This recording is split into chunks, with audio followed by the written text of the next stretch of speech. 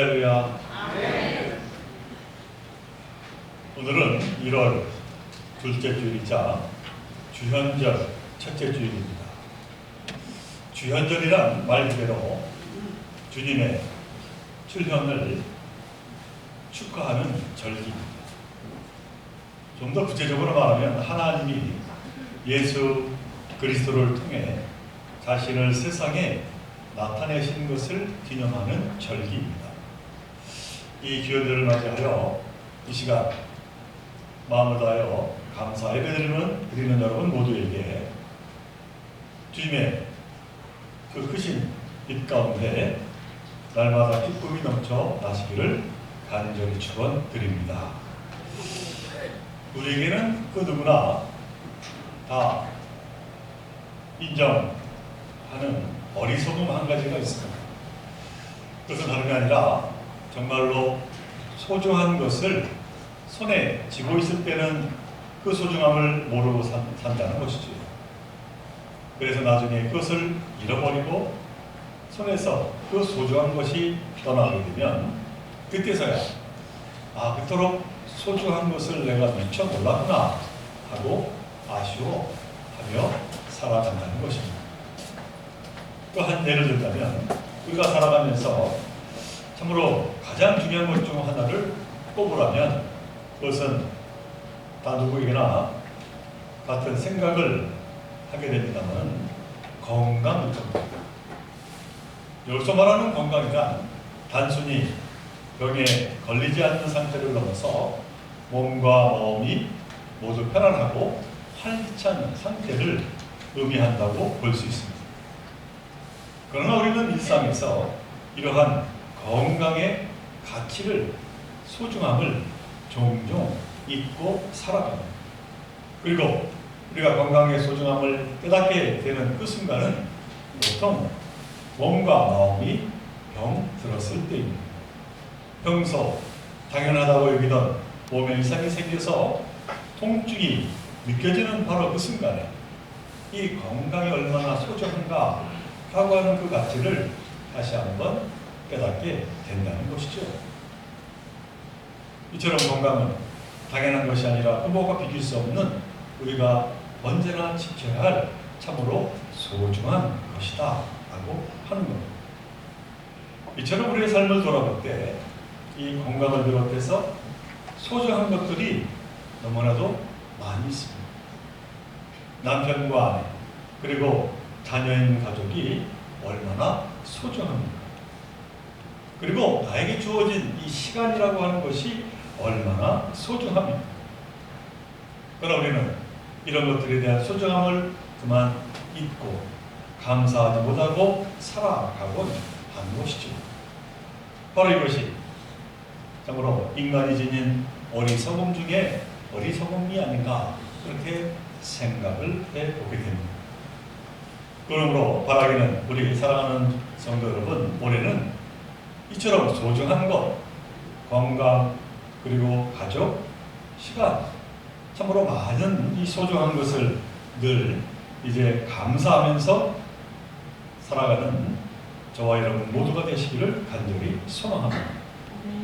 자, 그런데 이처럼 우리에게 소중한 것이 많고 감사할 것이 많은데 그 중에서도 우리 믿는 자들이 결코 잊지 말아야 할 너무나도 소중한 것이 있습니다. 그것은 다름이 아니라 하나님으로부터 값없이 얻은 구원, 이 구원의 삶입니다. 그 은혜로 우리는 지금 여기에서 이렇게 기쁨으로 예배를 드릴 수 있게 되었다라고 하는 것이죠. 그래서 사실 이렇게 하나님 앞에 나와서 경배하면서 또한 말씀에 귀를 기울이는 것, 이것은 보통 일이 아닙니다. 특히 젊은 청년들이 이렇던 예배드립니다. 더 나아가서 교회 학교 선생으로 그리고 성가대원으로 섬긴다 라고 하는 이 사실은 너무나도 놀라운 일입니다. 왜냐하면 세상에는 재미있는 일이 너무나 많고 하고 싶은 일이 얼마나 많습니까? 그리고 한 주간 열심히 일했으니 일요일에는 좀 쉬어야 하지 않겠습니까? 그러나 그럼에도 불구하고 이처럼 하나님께 나온다 라고 하는 것, 예배 드린다라고 하는 것 자체로 너무나도 놀랍고 대단한 믿음이 아닐 수가 없는 것이죠. 거기에 봉사까지 하고 있으니 말이에요. 여기에는 분명 구원받은 자만이 누리는 기쁨과 은혜와 보람이 있기 때문입니다. 하나님은 바로 이러한 분들을 바라보면서 정말로 기뻐하실 줄로 믿습니다. 자, 그런데 근간에 안타깝고 답답한 일들이 주변에 자꾸 일어나고 있습니다. 그것은 다름이 아니라 이 구원이 얼마나 소중한가, 얼마나 감사한 일인가, 이것을 깨닫고 살아가는 믿음의 자녀들이 점점 줄어들고 있다라고 하는 것이죠. 믿는 자 가운데 구원받은 기쁨을 누리고 살아가는 그 모습이 점점 사라져가고 있는 실정입니다. 여기 계신 여러분들은 분명 예수 그리스도를 믿기에 기쁘고 늘 감사하다 라고 하는 그 마음을 담고 살아가고 있음을 저는 분명히 믿습니다. 그러나 아쉽게도 우리 주위에 보면 믿는 자로서의 기쁨을 누리며 살아가지 못하는 분들이 너무나도 많이 있습니다. 이는 대체 무슨 이유 때문일까요? 이 이유는 너무나도 단순합니다. 그 믿음의 초심을 그만 잊어버렸기 때문인 것이죠. 다시 말해 처음 예수님을 영접하던 그 구원의 감격 그리고 그 기쁨이 그만 시간이 지날수록 점점 희석되고 말았다는 겁니다. 더 나아가 나야 어쩔 수 없지만 괜히 남들을 교회에 나오게 하면 그것 또한 민폐고 굳이 그럴 필요가 있을까 하는 생각에까지 이르게 된 신앙인들이 참으로 우리 주위에 많아졌다라고 하는 겁니다. 너무나도 안타까운 현실이 아닐 수가 없습니다. 제가 일본에서 교회를 개척할 때 일본 사람들도 여러 함께 신앙 생활을 했습니다. 그런데 그들 일본 사람에게는 확고한 신념이 하나가 있습니다. 그것은 남에게 부담을 주거나 폐를 끼치면 안 된다 하는 이 신념입니다. 그래서 일본 사람들은 이 신념으로 가족에게 종교를 강요하면 잘못이라고 그렇게 그들은 여겼습니다. 종교는 각자 자유롭게 결정해야 한다는 것이지요. 그 결과 일본에서 한 가정 전체를 전도한다고 하는 것은 너무나도 힘든 일이 아닐 수가 없었습니다. 그러나 우리의 가치관은 그렇지가 않습니다. 부모가 생각하기에 좋은 것이 있으면 자녀에게 또는 부모들에게 이 좋은 것을 어떻게 하든 물려주어야 하는 것이죠. 그렇지 않습니까? 그래서 우리의 특징은 온 가족이 함께 같은 신앙생활을 한다는 것입니다. 특히 우리 기독교에 있어서 나뿐만이 아니라 우리 온 가족이 다 구원받아야 하는 것은 너무나도 중요한 일이고 너무나도 당연한 일이 아닐 수가 없습니다. 자, 그런데 지금 우리 주위를 돌아보면 일본의 신념을 따르는 분들이 많아진 것 같습니다. 아무리 자식이라 할지라도 종교에 대해서 자유롭게 결정할 권리가 있다. 그렇게 생각하는 신앙인들이 많이 생겼다는 겁니다. 종교를 강요한다고 물론 신앙심이 생기는 것은 아니지 않겠습니까? 그러나 그 근본적 이유는 다른 곳에 있습니다. 곧 예수 믿는 것에 대한 감격과 기쁨이 사실은 식었기 때문인 것이죠. 구원에 대한 확신이 점점 약해지고 있기 때문입니다. 그래서 부모들이나 또는 자녀들에게 제3자에게 예수 그리스도를 사랑한다라고 하는 것이 어부성설이 되고 말한다는 것이죠. 물론 요즘 자녀들이 얼마나 똑똑합니까? 얼마나 자기 주장이 강합니다. 그러나 그렇다고 구원의 문제에 관해서 우리가 쉽게 포기하면 절대로 안 되는 일이죠. 물론 하루아침에 이것이 이루어지겠습니다. 그러나 분명한 것은 우리 부모들 또는 자녀들이 구원의 끈을 놓지 않도록 우리는 최선을 다해야 할 것입니다. 올해가 일사는 곧 뱀의 해입니다만 뱀이란 동물은 창세기에 나오듯이 하와를 유혹한 좋지 못한 동물의 이미지가 있습니다. 그러나 반면에 지혜로운 동물의 대명사이기도 합니다. 그래서 예수님도 제자들을 전도자로 파견하실 때 분명히 이렇게 말씀합니다. 마태복음 10장 16절의 말씀, 보라, 내가 너희를 보내니 양을 이리 가운데 보내는 것 같도다. 그러므로 너희는 뱀같이 지혜롭고 비둘기같이 순결하라. 우리 자녀들이 또는 믿지 않는 부모들이 그들의 믿음을 위해서 우리는 쉬지 않고 기도하면서 뱀과 같은 지혜로 믿음의 유산을 이어가는 노력을 우리는 다해야 될 줄로 믿습니다. 이 같은 귀한 사명을 감당하는 저와 여러분 모두가 되시기를 간절히 축원을 드립니다. 특별히 구약 시편을 보면 그래서 하나님을 찬양한 찬양의 노래가 가득 차 있습니다만 특별히 시편 116편 시인은 하나님을 향한 참으로 놀라운 찬양을 올려드리고 있는 그 말씀을 보게 됩니다. 12절로 14절의 말씀, 내게 주신 모든 은혜를 내가 여호와께 무엇으로 보답할까? 내가 구원의 잔을 들고 여호와의 이름을 부르며 여호와의 모든 백성 앞에서 나의 소원을 여호와께 갚으리로다. 이 구절은 자신을 죽음의 문턱에서 구원하신 하나님, 죄의 사망에서 자신을 이끌어주신 하나님, 그 하나님을 향한 감격과 기쁨 그리고 진정한 감사로 드린 노래의 내용입니다. 하나님의 이와 같은 고백이 저와 여러분의 고백이 되시기를 간절히 소망합니다. 예수님도 제자들에게 이 같은 구원의 삶을 살아갈 것을 누누이 말씀을 하십니다. 특별히 요한복음 14장 27절의 말씀입니다. 평안을 너희에게 끼치노니 곧 나의 평안을 너희에게 주노라. 내가 너희에게 주는 것은 세상이 주는 것 같지 아니하리라. 너희는 마음에 근심하지도 말고 두려워하지도 말라. 여기 세상이 줄 수 없는 평안이란 무슨 평안입니까?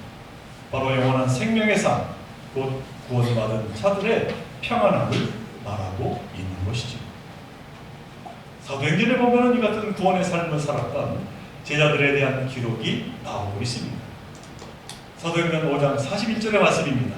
사도들은 그 이름을 위하여 능력받는 일에 합당한 자로 여기심을 기뻐하면서 공의 앞을 떠나니라 하는 말씀입니다. 이 말씀은 그러니까 유대인들이 제자들을 붙잡아 위협하며 때리고 예수를 달아가거나 또는 그 구원의 복음을 믿고 살아가는 그것을 이제 핍박했을 때 그들은 흔들림이 없었다라고 하는 말씀입니다. 왜 그렇습니까? 구원받음에 대한 확신, 그 믿음에 따른 기쁨과 감격이 그들의 삶 속에 차고 넘쳤기 때문인 것이죠. 그러므로 사랑하는 종교 성도들, 신앙생활을 기쁘고 행복하게 하려면 주 예수로부터 내가 구원받았다 라고 하는 분명한 확신이 있을 때 가능함을 늘 기억하며 살아가시길 바랍니다. 이 자리에 있는 저와 여러분 모두가 이 같은 구원의 확신과 그로 말미암은 기쁨과 감격이 늘 자리하기를 간절히 바랍니다. 자, 그런데 안타까운 것은 오늘 제가 서두에 말씀드렸습니다만 이 같은 구원의 확신이 그리고 그 감격과 기쁨이 시간이 감에 따라 세상 유혹에 그리고 세상 풍파에 흔들리며 깎이고 점점 식어가게 된다는 사실입니다. 그리고 누구도 예외 없이 이 같은 어려움에 놓일 때가 있게 된다는 것이죠. 구원의 감격을 잃어버리고 기쁨이 점점 사라지는 삶을 살아가게 된다는 것이죠. 오늘 본문 말씀으로 정한 이 골로새 교인들도 마찬가지였습니다. 이 골로새서 말씀은 사도 바울이 감옥에 있으면서 이 골로새 교회에 보낸 편지입니다. 자, 그런데 이렇게 사도 바울이 골로새 교회에 편지를 보내게 된 것은 다름 아닌 이 교회에서 이 교우들이 신앙적으로 너무나도 어려운 시련에 부닥쳤기 때문입니다. 이 골로새 교회가 세워진 골로새라고 하는 지역은 소아시아 서쪽 에베소 동쪽에 있는 도시였습니다. 이 도시는 상업 도시였고 또 넓은 목초지로 목화와 양모 생산지로 유명한 곳이었습니다. 그런데 이 골로새는 동시에 아폴로, 헤라클레스 등 그리스 신화에 나오는 신들을 우상으로 숭배하는 이 헬라인들의 뿌리가 워낙 깊은 곳이기도 했습니다. 그리고 율법주의자들인 유대인들의 세력이 매우 강한 곳이 바로 이 골로새 지역이었습니다. 바로 이곳에 골로새 교회가 세워지게 된 것입니다. 그런데 이 교회의 개척자는 사도 바울이 아니라 에바브로라고 하는 인물이었습니다. 이 사실이 골로새서 1장 7절 이하에 기록되어 있습니다. 이와 같이 우리와 함께 종된 사랑하는 에바브로에게 너희가 배웠나니 그는 너희를 위한 그리스도의 신실한 일꾼이요 성령 안에서 너희의 사랑을 우리에게 알린 자니라. 이렇게 사도 바울이 말씀합니다.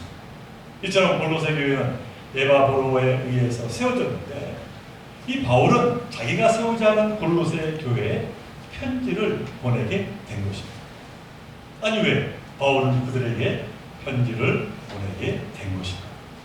이는 이 바울과 에바브로가 어떤 관계인지를 알게 되면 쉽게 이해가 됩니다. 한마디로 이 에바브로는 바울의 제자였다라고 하는 것이죠.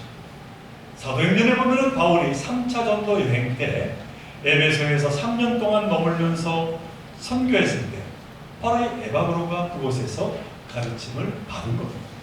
그리고 난 후 에바브로는 이제 자기의 고향인 콜로새에 다시 돌아가서는 열심히 예수 그리스도를 전하게 됐고 그곳에서 교회를 개척하게 된 것이죠. 자, 이처럼 에바브로가 세운 골로새 교회는 에바브로의 열정으로 너무나도 순조롭게 성장하게 되었습니다. 은혜가 넘쳤습니다. 그런데 어느 날 갑자기 큰 풍파가 일어나고 말았습니다. 그것은 이단 사상이 이 교회 안에 침투해서 교인들을 혼란에 빠지게 했기 때문입니다. 그런데 에바브로는 이를 수습하기 위해서 동분서주했지만은 역부족이었습니다. 골로새 교회에 파고들어온 이단은 그 당시 유행하던 유대교 이단 사상, 곧 신비주의자들에 의한 영주주의, 그 영주주의가 교회에 들어오게 된 것이죠. 그리고 더 나아가서 그 헬라 지역, 골로새 지역에 퍼진 철학이 들어오게 되었습니다. 그래서는 지역 전통적인 가치관으로 이 교우들의 신앙을 흔들어 버렸습니다. 그리고 거기에 있었던 많은 이방의 우상 신들이 그들을 위태롭게 했습니다. 자칫 잘못하면 참으로 열심을 다해 개척한 골로새 교회가 이단 세력과 세상의 철학과 우상 신앙에 송두리째 넘어갈지도 모르는 너무나도 절박한 상황이 되었습니다. 골로새 교회가 최대 위기를 맞이하게 된 것입니다. 열정은 누구나도 강했지만 이런 이단 사상에 에바브로가 대항하기란 너무나 역부족이었습니다. 불가능했습니다. 에바브로는 낙심하지 않을 수가 없었습니다.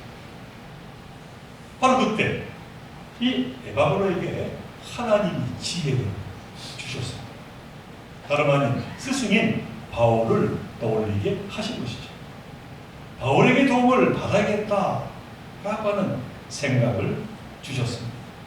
그렇게 해서 감옥에 갇혀 있는 바울을 찾아 도움을 청하게 되었던 것입니다. 그러자 바울은 골로새 교인들의 얼굴을 한 번도 본 적이 없지만 제자 에바브로의 그 간청을 흔쾌히 받아들여서 이 이단을 반박하는 가르침을 담은 편지를 정성껏 써서 보내게 됩니다.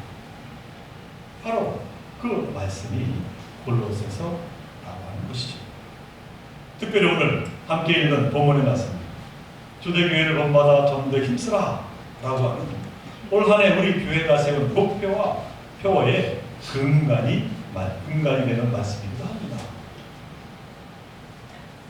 오늘 본문 가운데 2절과 3절의 말씀을 그래서 다시 한번 쉬운 세 번역으로 봉독을 해드립니다.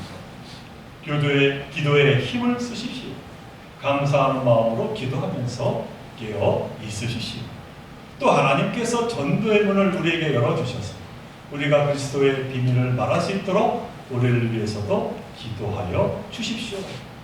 이렇게 사도 바울이 골로새 교우들에게 당부하며 부탁하고 있습니다. 이 말씀을 보면은 이 바울은 이단의 유혹과 세상의 철학 그리고 이방 우상으로 구원의 확신을 점점 잃어가는 이 골로새 교우들에게 크게 두 가지를 당부하고 있음을 보게 됩니다. 그 하나는 다름이 아니라 기도하라 라고 하는 것입니다. 그것도 감사의 기도를 회복하라 그렇게 바울이 요청하고 있습니다. 여기서 이 감사의 기도란 무엇입니까? 예수 그리스도를 통하여 얻게 된 구원의 감격과 기쁨에 대한 감사입니다. 그 감사를 회복할 때 그들을 욕하던 이단과 세상의 가치관과 우상들을 능히 이길 수 있게 된다라고 하는 것이죠. 너무나도 소중한 본면의 말씀이 아닐 수가 없습니다. 우리도 이 말씀에 따라서 우리는 감사의 기도를 올려드려야 될 줄로 믿습니다. 그로 인하여 다시 한번 우리가 얻게 된 그 구원의 감격과 그 기쁨을 회복해야 될 줄로 믿습니다. 그 다음 두 번째로 바울 본인을 위한 이제 중보의 기도를 오늘 본문 보니까 요청하고 있음을 보게 됩니다. 그런데 그 중보의 기도의 제목이 참으로 우리에게 의미심장합니다. 그것은 다름이 아니라 전도의 문을 열어주어서 구원의 기쁨을 나누는 사명을 잘 감당할 수 있도록 이 자신 바울을 위해서도 기도해달라라고 하는 그러한 요청이었습니다. 우리는 여기서 너무나도 소중한 진실을 만나게 됩니다. 바울은 어떤 형편과 처지에 있든지 상관하지 아니하고 자신이 누리게 된 그 구원의 감격과 기쁨의 삶을 어떻게 하든지 나누며 전하고자 했다라고 하는 것이죠. 마치 물이 차면 넘치듯이 그 구원의 은혜를 나누기를 이 사도 바울은 소망을 했던 것입니다. 그리고 그 같은 바울의 소망은 결국 온 유럽을 변화시키는 놀라운 일을 이루어냈습니다. 수많은 교회를 세우고 수많은 사람을 구원의 길로 인도해내었다라고 하는 것이죠. 사랑하는 우리 종교 성도 여러분, 바라기는 여러분 모두에게 구원의 감격과 기쁨이 다시 샘솟기를 간절히 바랍니다. 제가 2025년 새해를 준비하면서 교회의 목표와 표를 위해서 참으로 많은 기도와 고민을 가졌었습니다. 그러면서 전도에 힘쓰는 교회라고 하는 그러한 목표와 표를 세웠습니다. 그러나 사실 이 전도에 힘쓰는 교회 이 얼마나 부담스럽고 참으로 힘든 목표요 표입니다. 솔직히 요즘 세상에 내 신앙을 지키는 것도 힘든데 그 누군가를 전도한다라고 하는 것 참으로 부담스러운 일이 아닐 수가 없습니다. 요즘 누가 전도한다고 교회에 쉽게 나오겠습니다. 그런데 오늘 이 사도 바울은 우리에게 분명하게 말씀하고 있습니다. 예수 그리스도를 처음 영접한 그 초심, 그 구원의 감격과 기쁨을 다시 회복한다면 우리는 능히 죽어있는 영혼을 살리는 그 귀한 사명을 감당하게 될 것을 말이죠. 바라기를 우리의 온전한 믿음의 삶을 통하여 소중한 사람들, 믿지 않는 우리 부모님들, 믿지 않는 우리 자녀들, 우리 친구, 이웃들을 구원으로 인도하는 그 귀한 사명을 감당하는 저와 여러분들 되시기를 간절히 바랍니다. 그런데 하나님께서 우리에게 하늘 지혜 더하여 주실 것이고 우리에게 능력을 더하여 주실 것이고 우리에게 힘을 더하여 주실 줄로 믿습니다. 올 한해 이 귀한 사명을 감당하여 하나님께 영광 올려드리는 저와 여러분 모두가 되시길 주님의 이름으로 간절히 축원을 드립니다. 우리 하나님 사랑의 하나님, 오늘 말씀을 통해서 우리의 믿음을 되돌아봅니다. 저희들 믿음의 초심을 지금 잃어버리며 살아가고 있는지 다시 한번 돌아오게 하시고 감사의 기도를 회복하고 그 가운데 다시 한번 구원의 기쁨과 그 은혜를 온전히 세워나가는 저희들 모두가 되게 하여 주시옵기를 간절히 바라고 원합니다. 그 가운데 주여 주원하는 영혼을 살리는 그 귀한 사명 또한 감당하는 저희 모두가 되게 하여 주옵소서. 하나님께서 저희들에게 힘 더하여 주실 줄로 믿습니다. 저희들에게 하늘의 지혜를 더하여 주실 줄로 믿습니다. 우리에게 국률한 마음을 더하여 주실 줄로 믿습니다. 이 믿음을 가지고 생명을 살리는 귀한 사명을 감당하는 올 한 해가 되게 하여 주옵소서. 이 모든 것 간절히 바라올 때마다 우리 생명 되시는 예수님 이름으로 기도드리옵나이다.